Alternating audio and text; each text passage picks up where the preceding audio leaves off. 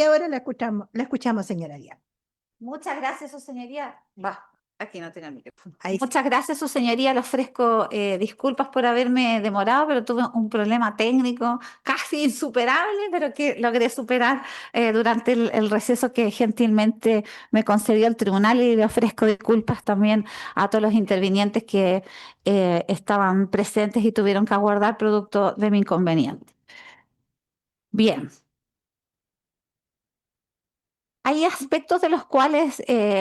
hablamos el primer y el segundo día, de los que voy a tener que regresar para explicarme bien, ya que se me hizo una inteligente observación al respecto, de la cual me voy a hacer cargo para no incurrir en imprecisiones ni en errores respecto de las argumentaciones que he dado. Pero primeramente, vuestra señoría,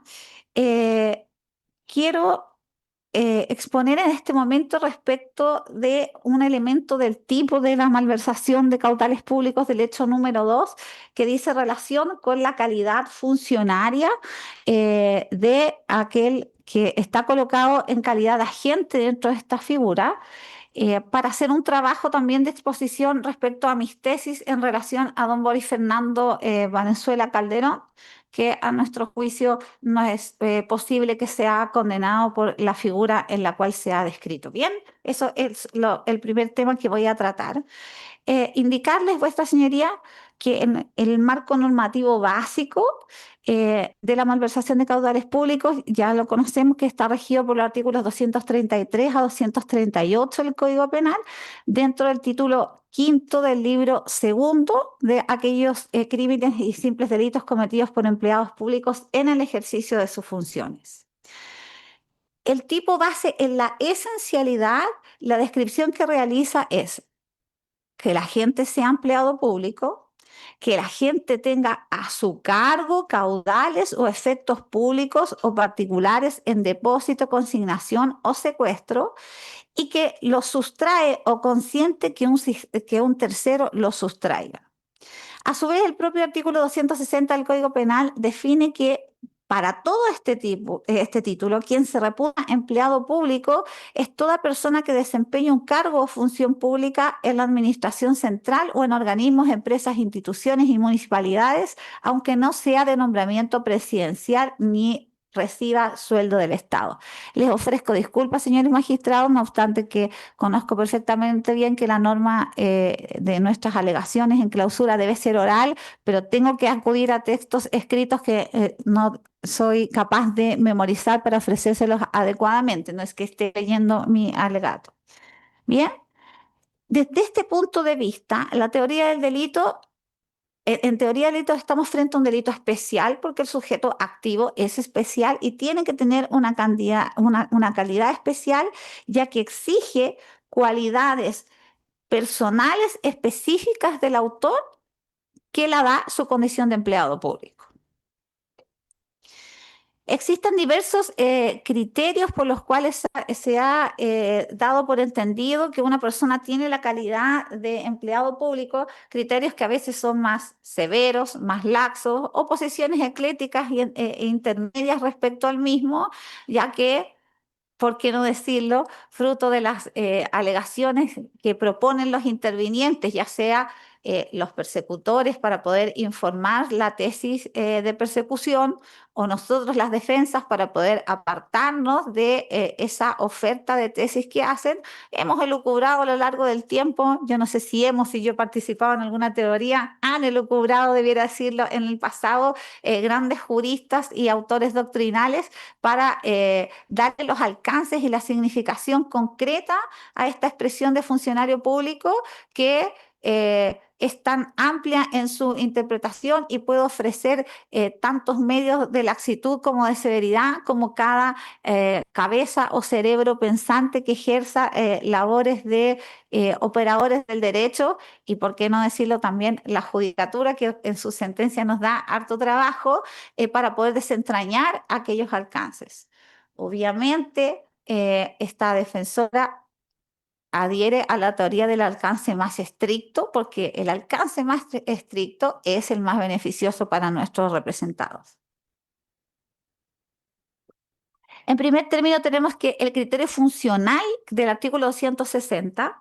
establece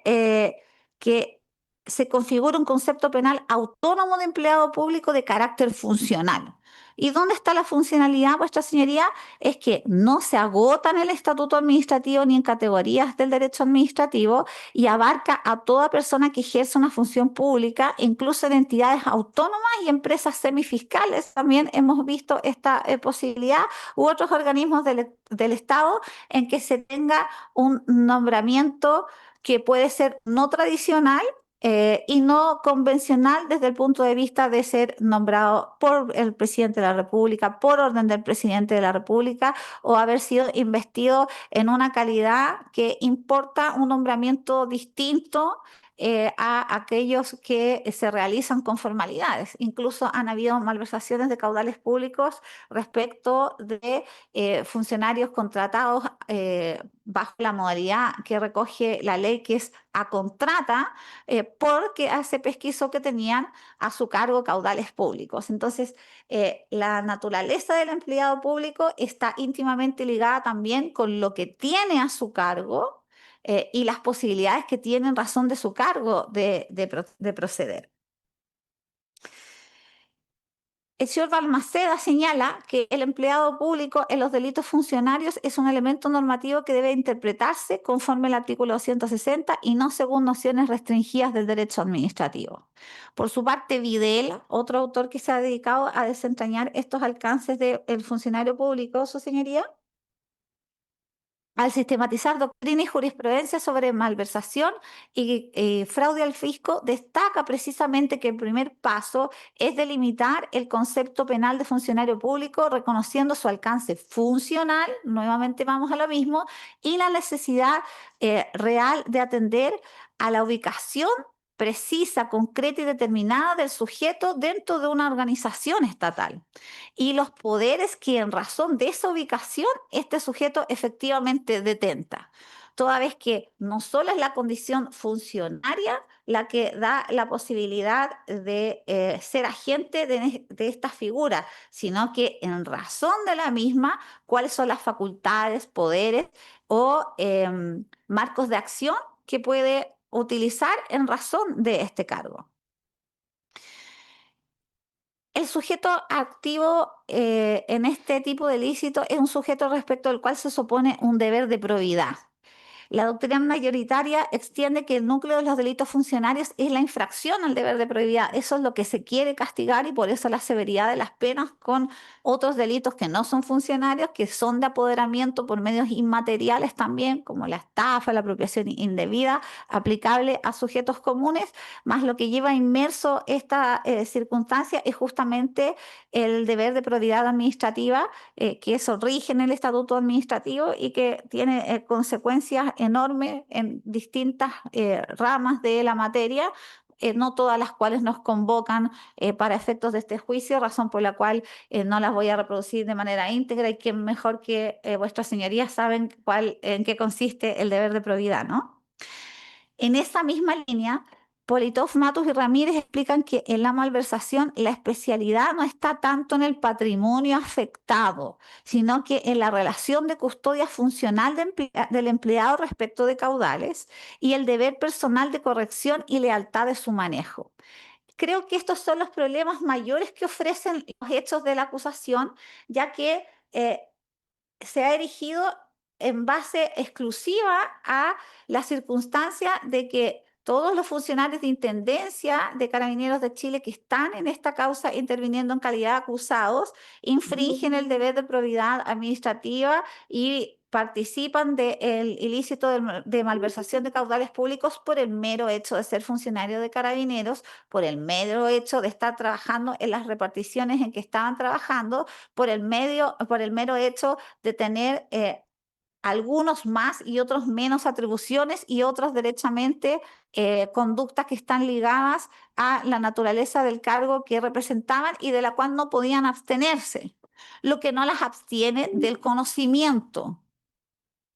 que eso es un aspecto importante. pero la existencia del conocimiento no está al servicio de la malversación de caudales públicos, vuestra señoría. No obstante la descripción típica, acá el actuar doloso debe estar encaminado específicamente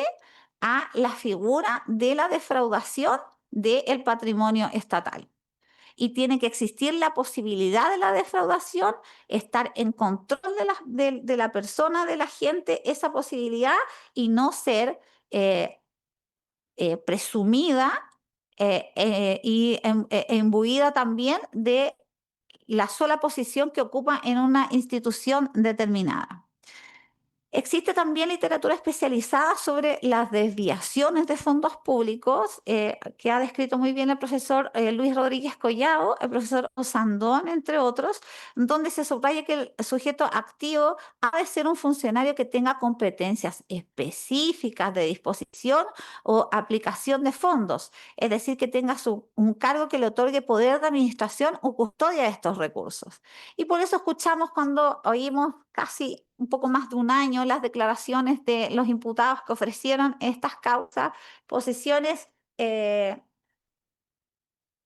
imprudentes como la de mi cliente, señor Riveros Guerdes, donde en razón de su mando y en razón de tener a su cargo secciones, reparticiones o departamentos, él reconoce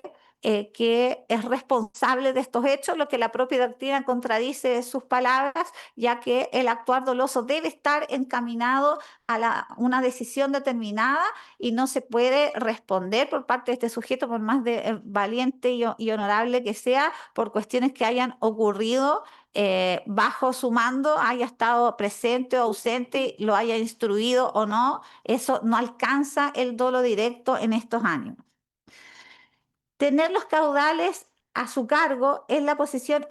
específica del sujeto activo y no basta, como ya indicamos, con tener la calidad de funcionario. La expresión a su cargo ha sido trabajada por la jurisprudencia y la doctrina y entienden esta expresión como una verdadera relación de custodia o administración atribuida al funcionario en razón de su cargo. Por estas consideraciones, vuestra señoría, estimamos que don Pedro Enrique Valenzuela San Martín y don Arnoldo Riveros Guierdes no estuvieron nunca, vuestra señoría, y lo digo con toda responsabilidad y después de haberme hecho de los antecedentes de todo este proceso en ausencia y en presencia con los medios que nos ha facilitado el tribunal,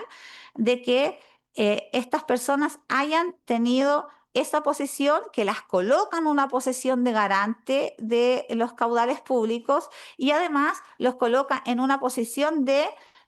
disposición, control o custodia material y jurídica sobre los caudales. Creo que las personas en esta causa que tuvieron esa posibilidad fueron escasas. Como les dije, muchas de ellas no están en este proceso penal, no pudiendo haber sido alcanzados también por la persecución, y otras de ellas están en este proceso penal y tienen que responder por las conductas efectivamente desplegadas y por su deber de custodia acotado, determinado, del cual se puede desentrañar de manera unívoca y inequívoca que hubo un dolo directo que solo pueden hacer cuando se poseen las facultades de disposición, control y custodia material y jurídica sobre los caudales, respecto de la cual yo disiento que mis representados hayan estado en esa posición tan amplia en facultades que esté al servicio de poder materializar este querer delictivo. Y eso lo relaciono con las alegaciones que hice el día número 1, vuestra señoría, al referirme a la asociación ilícita, y es prueba de que no existe asociación ilícita porque quien tiene la custodia, la posición de garante, el deber de cautelar los bienes fiscales, la potestad de la custodia y de la disposición de los mismos, y quienes la tuvieron en este proceso y que escuchamos nosotros que en razón de su cargo y sus funciones la tenían, no podrían haber efectuado estos actos de disposición sin la concurrencia de la participación de otras personas que integran esta estructura para poder materializar este hecho, pero no la integran en la calidad de la facultad de disposición, control, custodia, posición de garante, en buenas cuentas, no son cuentadantes. Eh, Ahí creo que la Fiscalía hierra respecto de la imputación de autoría que hace del artículo 15, número 1, y creo que estamos en otra hipótesis de autoría completamente distinta para materializar este querer delictivo, y ello desecha de manera inmediata la asociación ilícita, Vuestra Señoría, por estos caminos que tenía que surgir en este procedimiento para poder haberse concretado en cualquiera de las modalidades ofrecidas, eh, esta malversación de caudales públicos. Y digo en cualquiera de las modalidades ofrecidas porque todas ellas en sus particularidades importaron actos, decisiones y comportamientos determinados y distintos respecto de los cuales intervienen distintos agentes al servicio de esa materialización. Entonces, eso nos da toda la razón del mundo en que la estructura institucional debió operar en distintos aspectos para que quien tuviera a cargo la custodia de estos caudales públicos pudiera efectuar las labores de disposición que hizo, pero infelizmente la nobleza obliga, tampoco hubiera sido posible sin la colaboración de estos otros partícipes. Por eso considero que se hierra en la hipótesis de autoría y no existe una autoría del 15 número 1, sino que la de aquella llamada los autores cómplices, Vuestra Señoría, que está recogida en el artículo 15 número 3 del Código Penal. En relación a estos temas, la acreditación de la calidad funcionaria ha sido recogida en diversos fallos de la jurisprudencia de la excelentísima Corte Suprema en relación a la calidad del sujeto activo y sus posibilidades. El primero de aquellos es el rol 122.925-2022, en donde existe una absolución por falta de calidad funcionaria. Está pronunciada por la segunda sala de la Corte Suprema en esta causa. Es una sentencia que se puede encontrar en el Poder Judicial y que acogió un recurso de nulidad y absolvió a un condenado por malversación reiterada, precisamente porque no se acreditó que ostentara la calidad de funcionario público.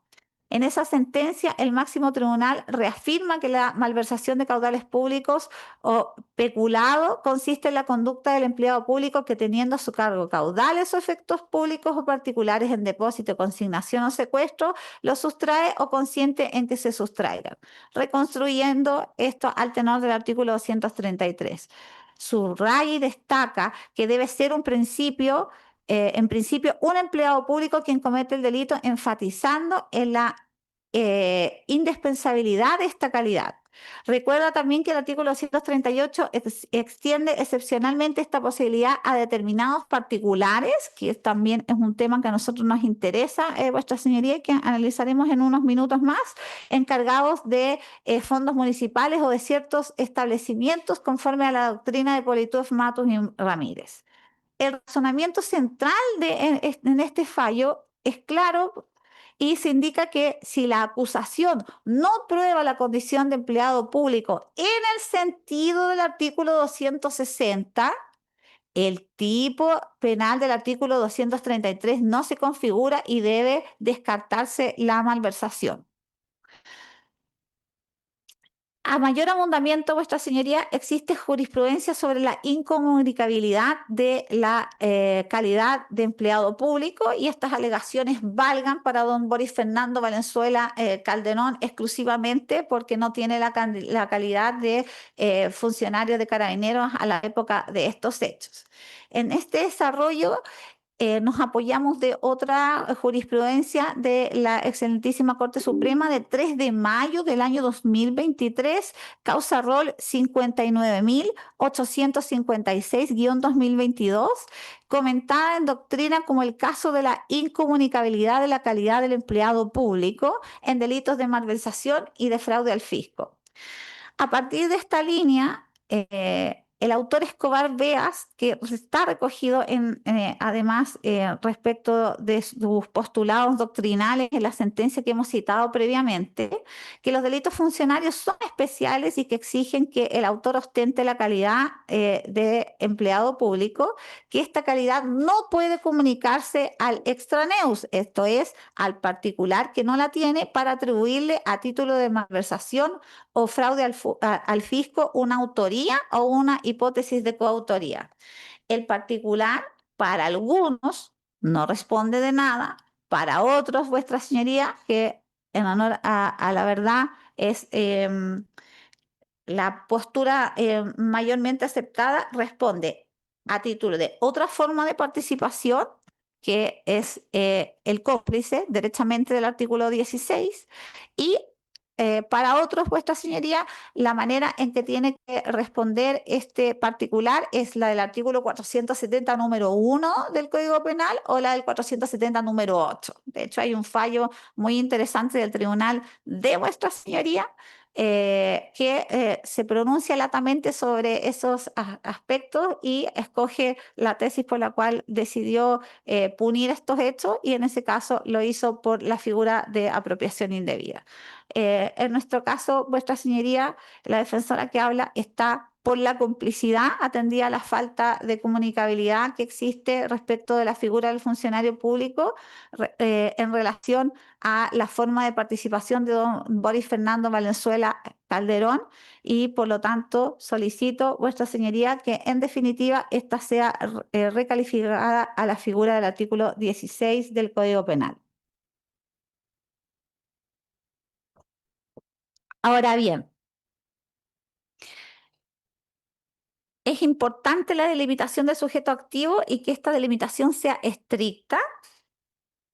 no solamente por la circunstancia de existir un funcionario público, sino que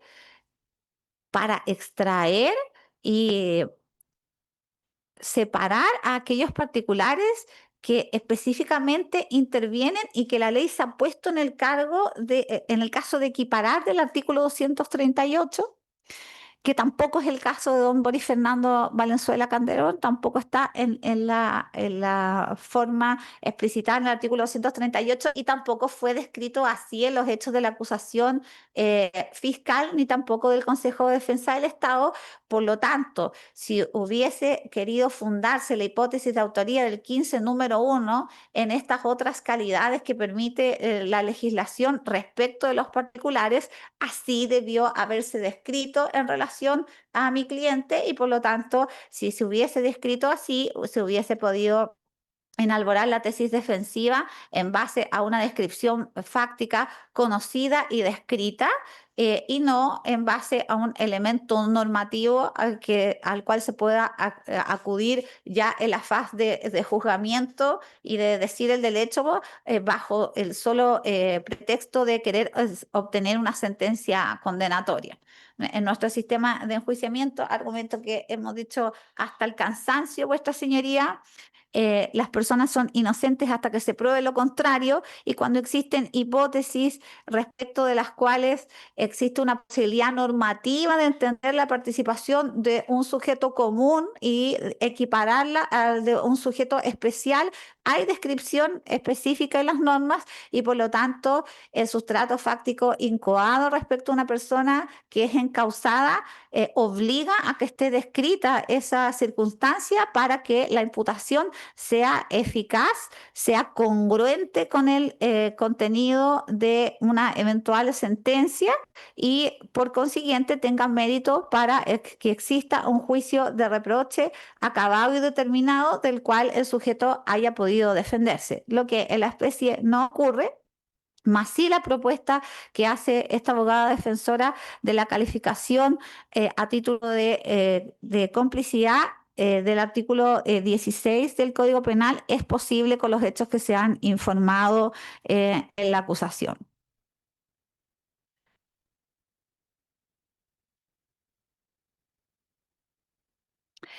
Otros autores, vuestra señoría, importantes de revisar respecto de todas estas condiciones son,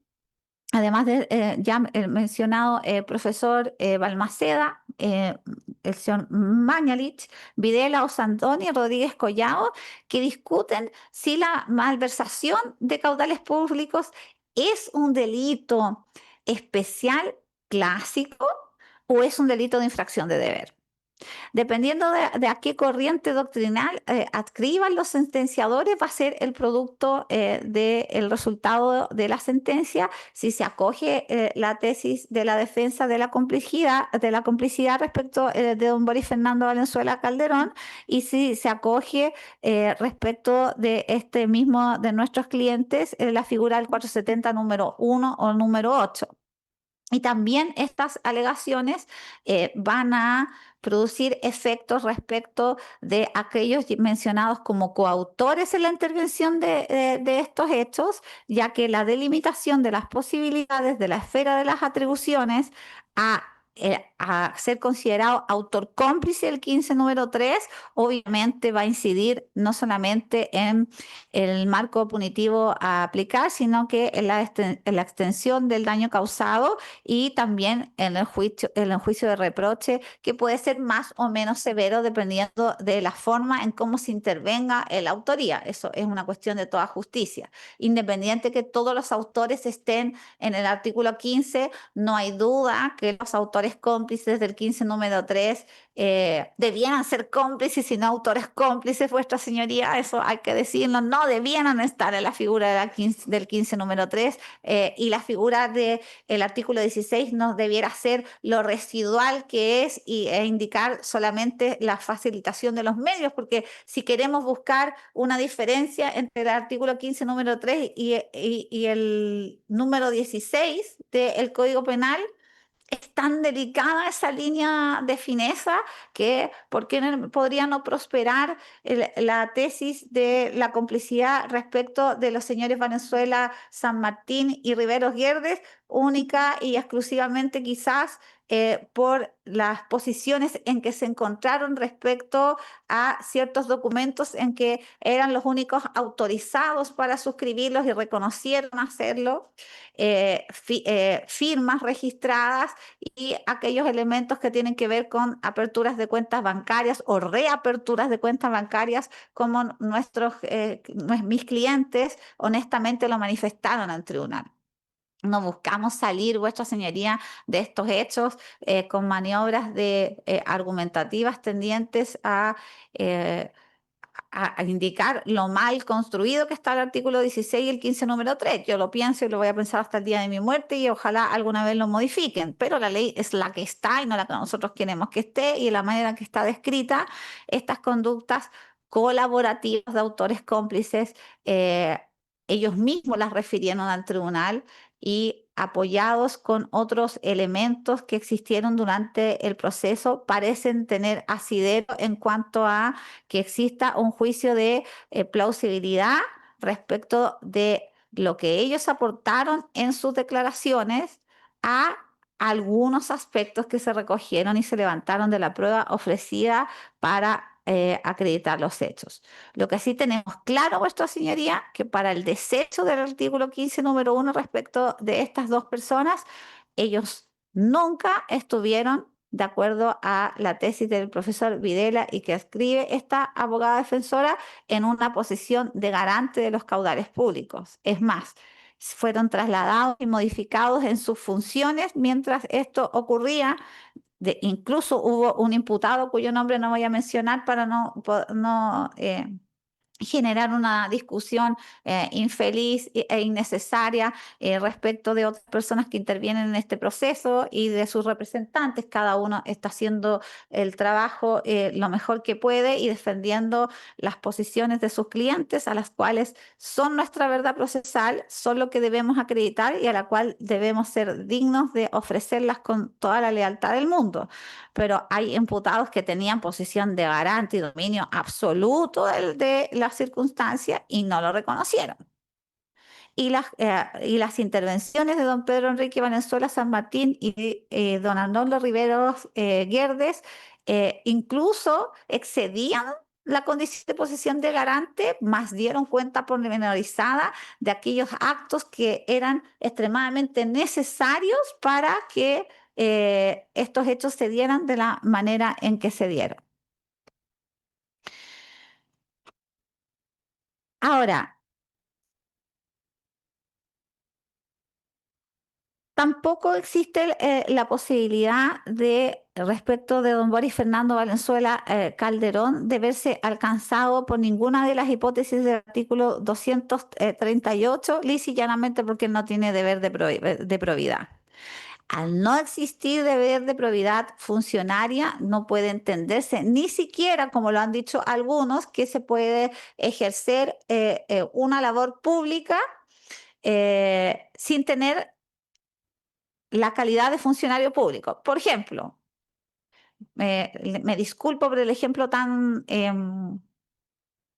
autorreferente, pero es algo que puedo explicar con mayor claridad porque lo conozco. Yo me desempeñé como abogado defensor penal público durante 15 años en la Defensoría Penal Pública, ejercía una función pública, realizaba la labor de defensa judicial de personas y de acuerdo a la ley de la Defensoría Penal Pública, mi nomenclatura era la de abogado defensor penal público. Más yo no integraba la administración del Estado. Era un defensor de los que se conoce licitados. Mis colegas acá, defensores, don Guachito Fernández, Víctor Providel, Eduardo Vargas,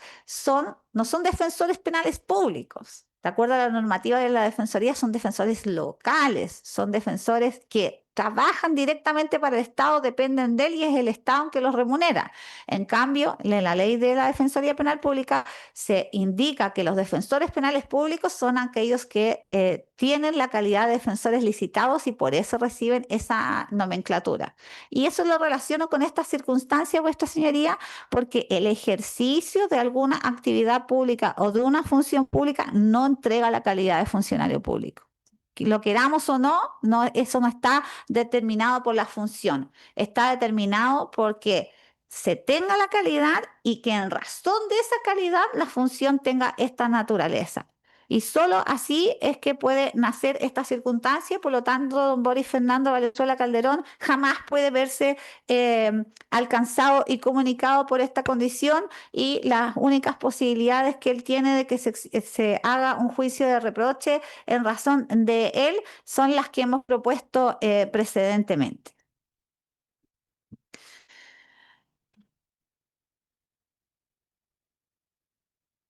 Tenemos además, vuestra señoría, otras apreciaciones respecto de estas cuestiones que queremos ofrecer. Permítame un segundo, por favor, para cambiarme de mi equipo. Que también consideramos que son argumentaciones importantes respecto a las cuales debe haber un pronunciamiento del tribunal.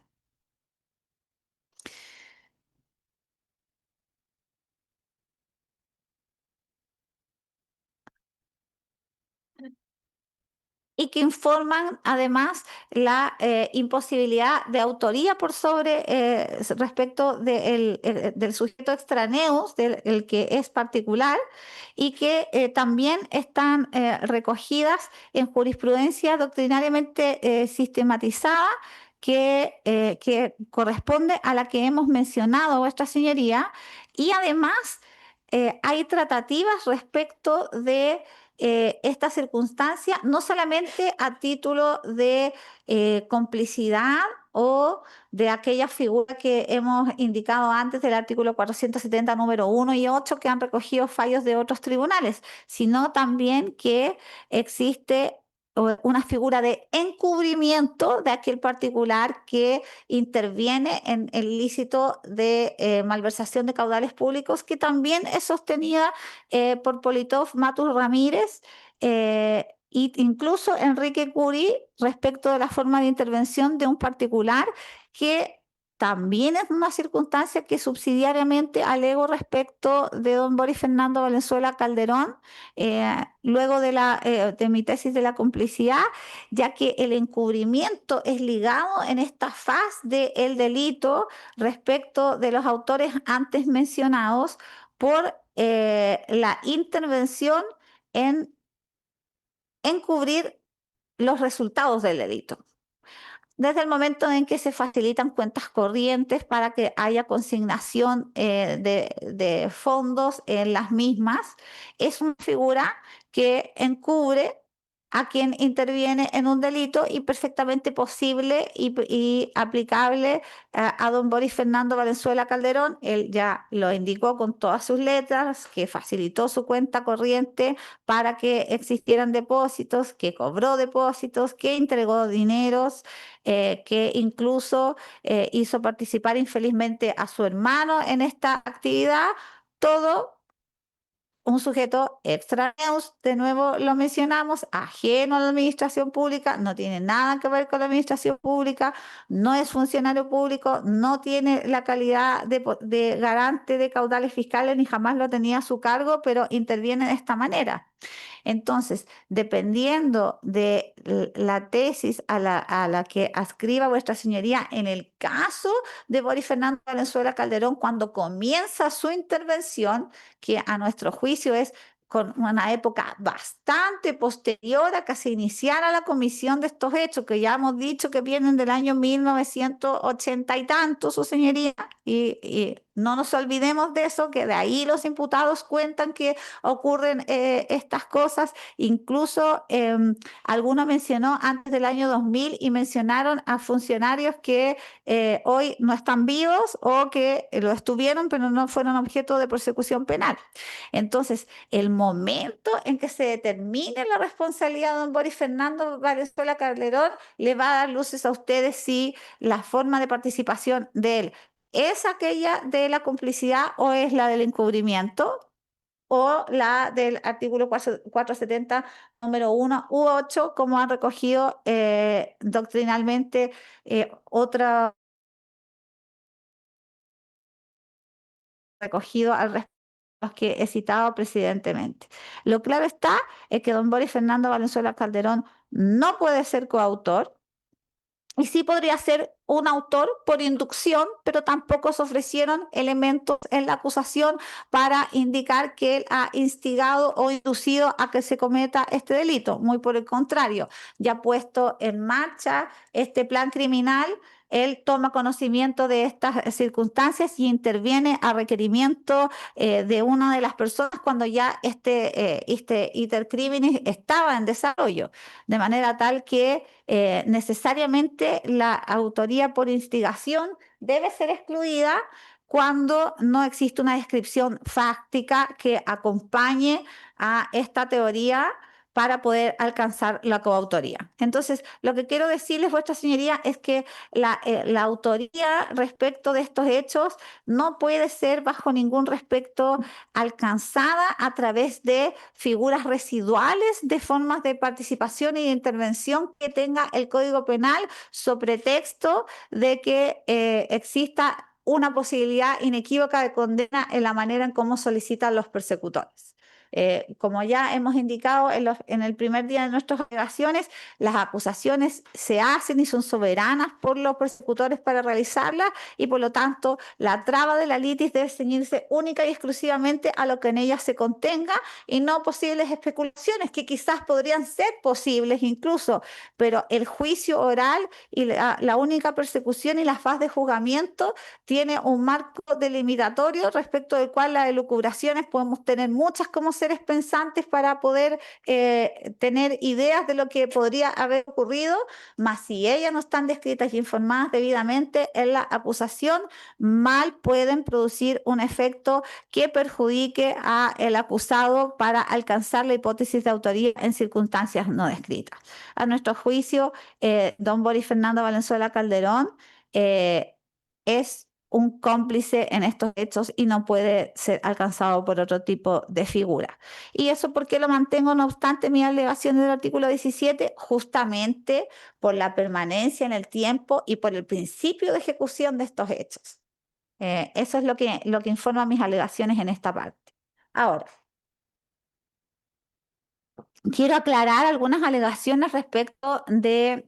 las circunstancias del lavado de activos y de la creación de la figura base. Yo creo no haberme explicado bien y eso lo comprendo por la pregunta que me hizo uno de mis compañeros acá. La primera figura base del delito de lavado de activos que se creó en la legislación está en la ley de drogas y de tráfico y estupefacientes. Ahí existía la figura del lavado de activos. Y luego ya como un cuerpo normativo especial cuando se crea la unidad de análisis financiero en el año 2003, vuestra señoría, y se van incluyendo figuras base a lo largo del tiempo. ¿Por qué yo digo que hay ausencia de figuras bases en virtud de las cuales se pueda castigar como lavado de activos a mis representados? En primer término, vuestra señoría, lo sostengo y lo reafirmo porque esta institución legal se creó el año 2003. Y como hemos tratado de ser coherente con nuestras alegaciones en materia de principio de ejecución, juez natural y prescripción, estos hechos ocurrieron varios años antes del año 2003, al menos, así como el Ministerio utilizó las expresiones al menos desde el año 2006, al menos, vuestra señoría, tenemos noticia de que antes de que ingresaran el personal que está siendo enjuiciado como más antiguo en este proceso, me refiero a los que son coroneles o generales, esta figura ya se había empezado a poner en marcha, ya existía esta modalidad que fue adquiriendo distintos ribetes y modalidades comisivas que van a atender a acoger la tesis de esta abogada defensora de estimarlas como un delito continuado y si así no fuere, las distintas modalidades van a tener que separar a los señores magistrados en el tiempo en lapsos que permitan su punibilidad determinada y cierta y dar por establecida 4, 5 o 10 modalidades o las que sea de las propuestas por el Ministerio Público, pero en base a un marco temporal específico que permita hacer alegaciones respecto del juez natural, la prescripción y la media prescripción de las mismas, ya que ocurrieron en momentos diferentes y eso me parece que de manera indubitada se ha descubierto. Entonces, la pregunta es la siguiente. ¿Cómo puede haber lavado de activos por parte de don Boris Fernando Valenzuela Calderón, por ejemplo, si queremos citar a él, si la existencia del delito base, que es la malversación de caudales públicos, descrita en el artículo 27 de la ley que crea la Comisión de Mercado Financiero, lo establece como un delito base en el título quinto en adelante, pero recién el año 2003, cuando estos hechos comienzan antes? Entonces, de las conductas realizadas por don Boris Fernando Valenzuela Calderón, ¿cuál de las conductas, en qué fecha se realizó y de qué fecha se tiene por el tribunal fehacientemente acreditado que él tenía el conocimiento de que los valores que recibía en su cuenta corriente, que depositaba y que después devolvía, venían de qué tipo de delito y cuándo éste se había cometido? Si por eso se sanciona el delito de lavado de activos frente a otras figuras penales que dicen relación con el agotamiento del delito, pues la Corte ha dicho reiteradamente, pero reiteradamente, vuestra señoría, el conocimiento del dolo de la gente, la figura del lavado de activos en la época vigente para los encausados es un dolo directo que importa conocer el delito base, sus circunstancias y su ocurrencia, no adivinar cuál puede ser el delito base, incluso si uno quiere ser más exigente, pueden haber sido delitos bases que hayan ocurrido bajo la vigencia de la creación de la ley de mercado financiero del año 2003 en adelante, pero que el sujeto no sea capaz de identificarlo. De manera tal que tiene que haber una íntima relación entre la afectación al bien jurídico de la normativa del lavado de activos con la ocurrencia del hecho punible que dé lugar al mismo y que sobre todo hallar en mérito para castigar a quien conoce ese origen ilícito y en razón de ese conocimiento proceda al lavado de activos. Entonces, por razones temporales, por razones de conocimiento de dolo específico, esas alegaciones no pueden prosperar respecto al señor Valenzuela Calderón y respecto a los señores Riveros Guerdes, además de esas, por el alcance de la prescripción. Y lo más importante, vuestra señoría, lo más importante de eso es que tenemos jurisprudencia que existe respecto de la posibilidad de castigar a una persona como autora del delito de lavado de activos cuando el delito base es cometido por él mismo. O sea, lo que se conoce en doctrina como el autolavado. Eso no es más que penar la misma conducta dos veces. Eso no es más que dar efectos al agotamiento del delito especiales y específicos que la ley no ha querido entregar y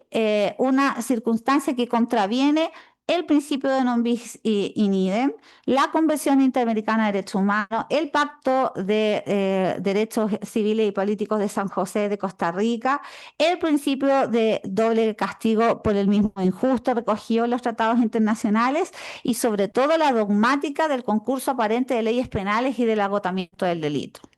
La estructura típica del lavado, cuyo injusto exige una autonomía entre la acción de ocultación y el delito precedente, deben estar desconectados y ser autónomos entre sí. Porque si yo me gasto mi botín y lo ocupo en comprarme zapatos, ropa, una chaqueta, un collar, un anillo,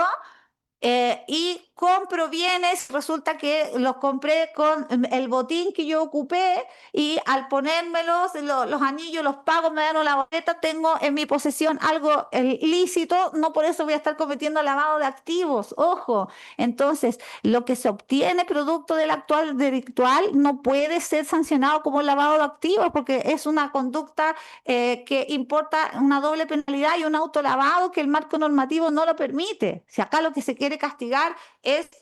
¿cómo se llama?, a los sujetos que intervienen de manera separada y desconectada de estas figuras. Sería lo mismo, por ejemplo, que yo voy y me robo un auto y me condenen por el robo de vehículos motorizados y por receptación de vehículos.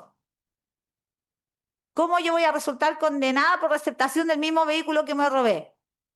Imposible, pues, su señoría. Eso es imposible porque quiere decir que la conducta tiene doble castigo. Si yo ingreso por vía no destinada al efecto a un domicilio respecto del cual causo daños, ingreso y me robo las cosas, el delito no es violación de morada, daño y robo del lugar habitado destinado a la habitación. No, o sea, no podemos informar hechos acotados y determinados y convertirlo en una multiplicidad de conductas punibles para alcanzar las penas severas que tenemos. Y esa es una circunstancia real y reconocida en la normativa antes indicada y existe jurisprudencia relevante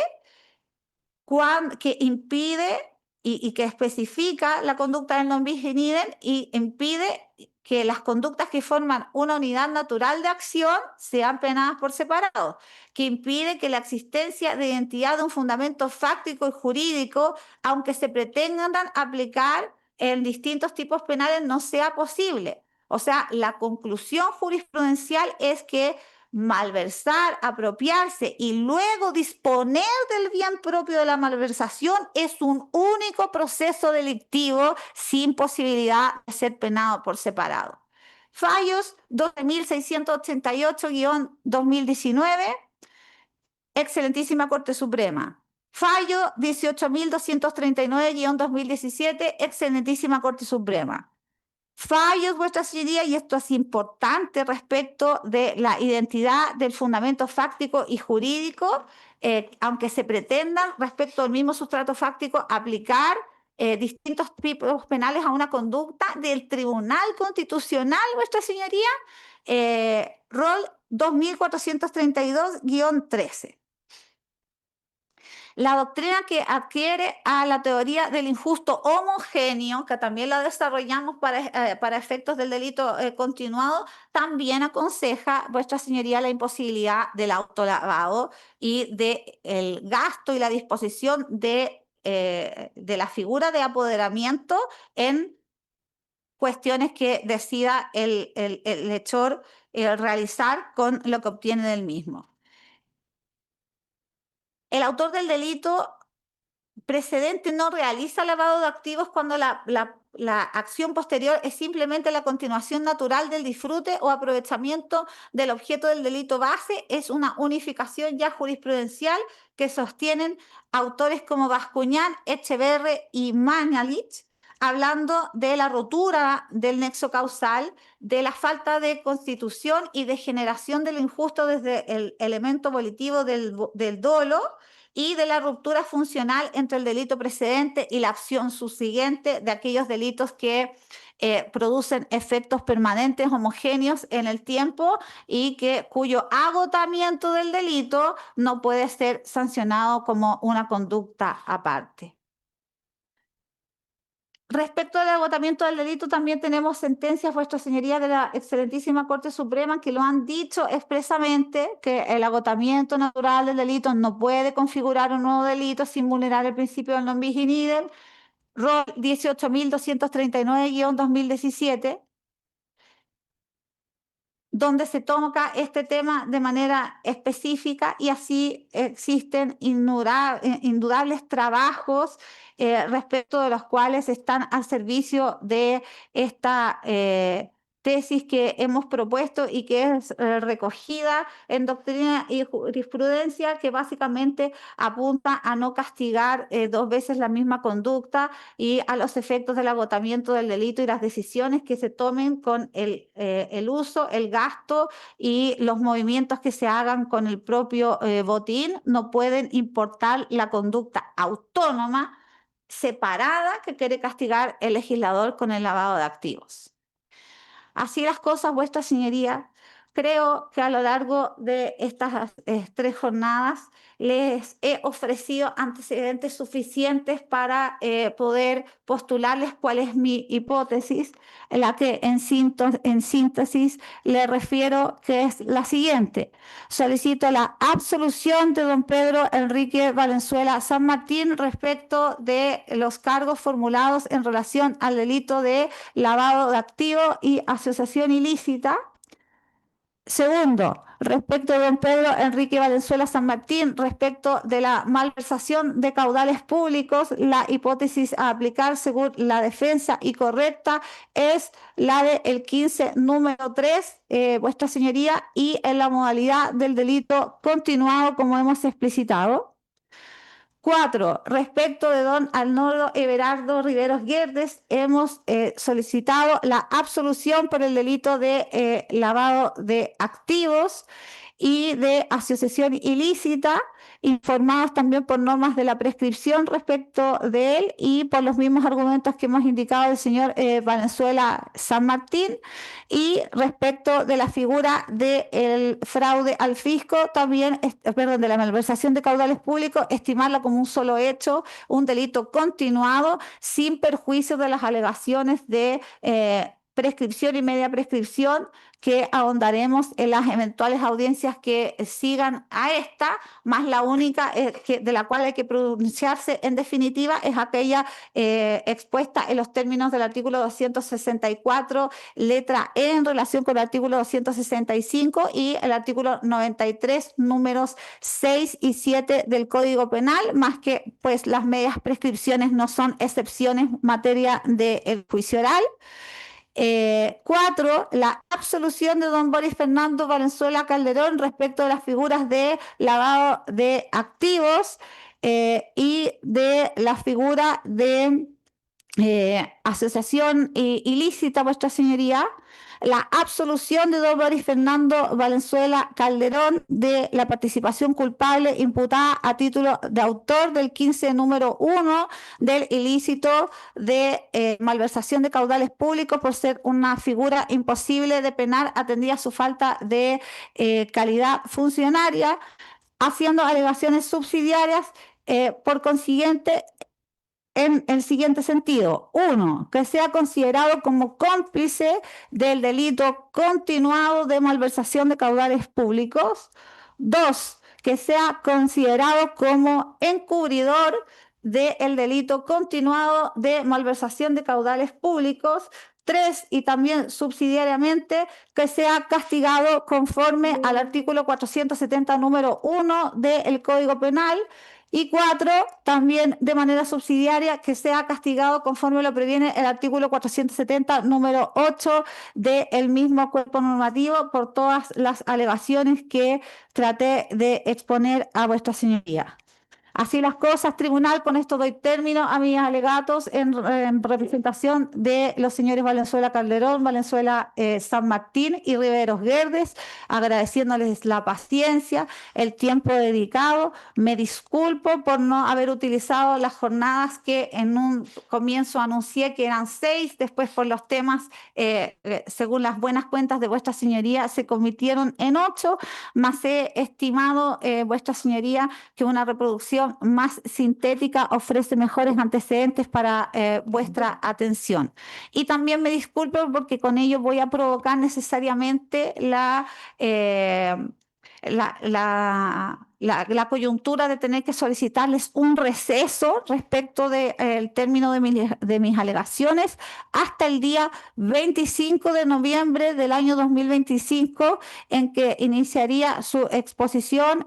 mi compañero don Juan José Rondón, ya que él estaba preparado para el 27, habiendo yo anunciado eventualmente que iba a terminar el 26 y terminé antes. Conversé con él ayer. Tiene la posibilidad de empezar antes, pero no antes de la fecha propuesta, y le ruego por favor atienda a esa solicitud, porque la única causante de este intervalo sin audiencia y de que el defensor no esté preparado para las fechas que él se comprometió a actuar ha sido mi falta de compromiso y la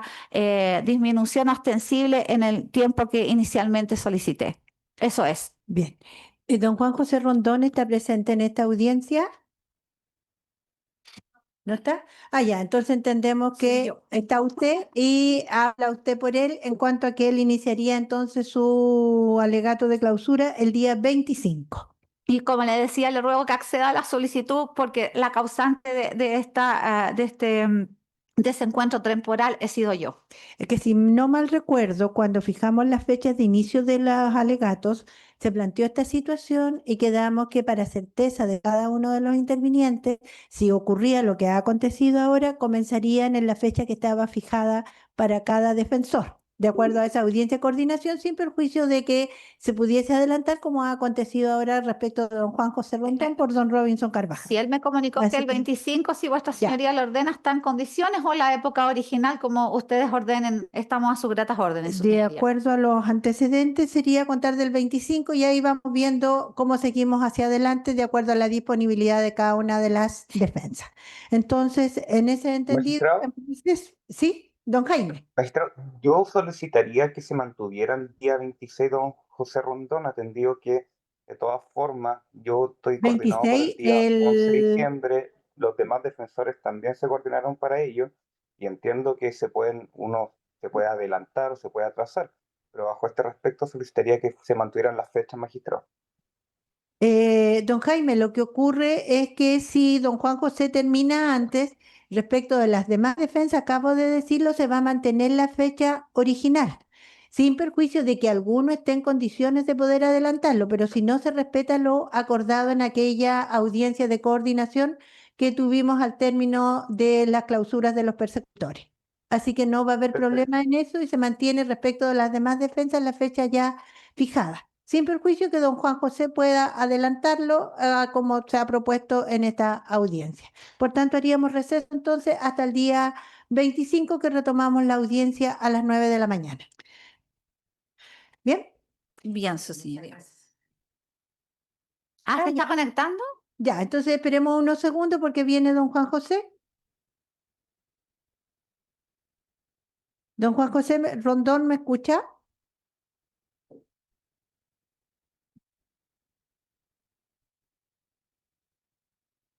Permítame, por favor, si me... No sé si yo me comunico con él de inmediato. Sí, en todo caso no hay problema porque siempre han estado ambos subrogándose en las audiencias, así que no va a haber inconveniente.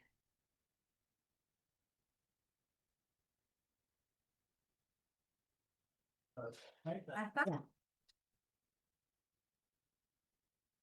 ¿Le puedo hablar? Porque como no pude para indicarle lo que ¿No? transmití. No, No, don a Juan usted le José, cuenta. buenos días, no, Ya, no hay Cecilia. problema. Nos informó la señora Diana Correa que ella terminó hoy día sus alegatos de clausura y de acuerdo a lo conversado con usted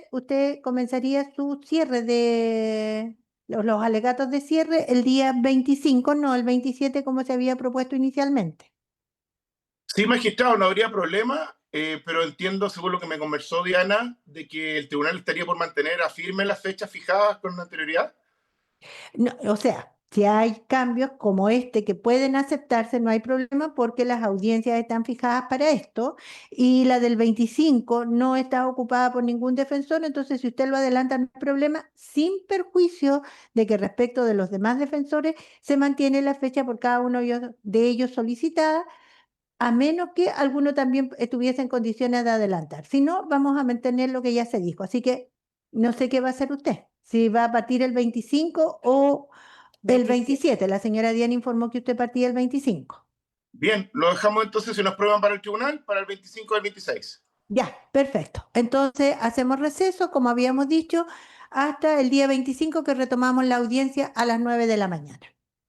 Muchas gracias, magistrado. A usted, don Juan José, que esté muy bien. Buena tarde para Buenas todos. tardes, su señoría.